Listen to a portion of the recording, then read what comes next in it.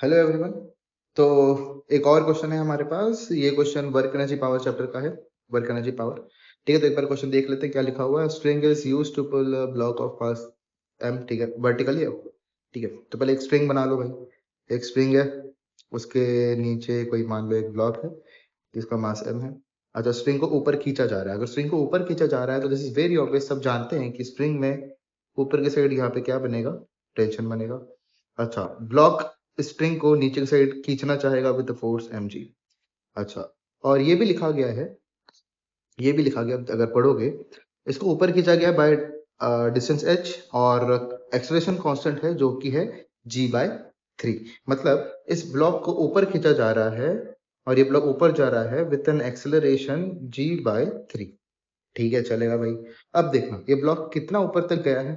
Question में सब कुछ डेटा दिया हुआ अपन को। क्वेश्चन में एवरीथिंग इज गिवन।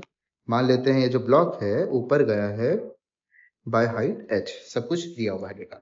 ठीक है, तो देखो, अगर ये बिल्कुल हम एनएलएम वाली अगर इक्वेशंस लिखे तो मुझे बताओ, जो नेट फोर्स ब्लॉक पे लगेगा, नेट फोर्स कितना होगा, इसी ब्लॉक का मास और इसी ब्लॉक की जो एक्सेलरेशन है क्वेश्चन में दिया हुआ है वो होगा g/3 नेट फोर्स। अब ये बताओ, ब्लॉक पे दो फोर्सेस लग रही है, एक लग रहा है टी, एक लग रहा है mg। दोनों फोर्स में से बड़ा फोर्स कौन सा होगा? ऑब्वियसली टी बड़ा होगा mg से, क्योंकि ये टी बड़ा है तभी तो ब्लॉक ऊपर जा रहा है, वरना अगर mg बड़ा होता तो ब्लॉक ऊपर जा पाता क्या? नहीं जा पाता। Which means T is greater, तो नेट फोर्स हम सिंपली लिख सकते हैं T minus mg is equals to mg/3। अगर मैं यहाँ से सॉल्व करूं तो मेरे को टी की वैल्यू मिल जाएगी mg plus mg/3 which will come out to be 4mg/3।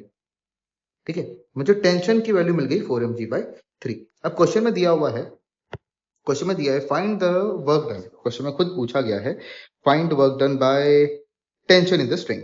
अच्छा, तो अगर मैं बोलूं work done by tension, work done by tension force कितना होगा? टेंशन इज अ फोर्स, तो ये होगा force into displacement, right? Force into displacement. अब देखना ध्यान से, टेंशन भी है, टेंशन फोर्स है जो कि ऊपर की साइड लग रहा है, और डिस्प्लेसमेंट भी मेरी ऊपर की साइड हो रही है बाय एच। अच्छा, दोनों का डायरेक्शन सेम है, और आप सबको पता है कि फोर्स और डिस्प्लेसमेंट का हम क्या करते हैं, फोर्स और डिस्प्लेसमेंट का हम क्या करते हैं, डॉट प्रोडक्ट करते हैं, करेक्ट है ना? हम बेसिकली वर्क डन लिखते हैं एफ डॉट एस। तो डॉट प्रोडक्ट करेंगे तो आएगा एफ एस कॉस थीटा आएगा। अब यहाँ पे आपको क्लियरली दिख रहा होगा theta, theta is angle between, theta is angle between what? Angle between force and displacement. Force कौन सा है? टेंशन, टेंशन भी ऊपर है, डिस्प्लेसमेंट भी ऊपर है, तो दोनों के बीच में थीटा कितना है? 0। तो cos 0 कितना होता है? 1। तो cos तो चला गया, सिंपली बचेगा f इंटू एस। अच्छा, f कितना है? फोर्स। फोर्स कौन सा होगा? टेंशन के बराबर होगा, टेंशन फोर्स ही तो ऊपर खींच रहा है और उसी का हमें वर्क निकालना है। डिस्प्लेसमेंट कितना हुआ है? h। तो सिंपली वैल्यूज डाल देंगे तो आपका आंसर आ जाएगा mgh/3। तो दिस इज योर आंसर, ये हो जाएगा work done by tension. This was extremely easy question. ठीक है, ऑल द बेस्ट गाइस।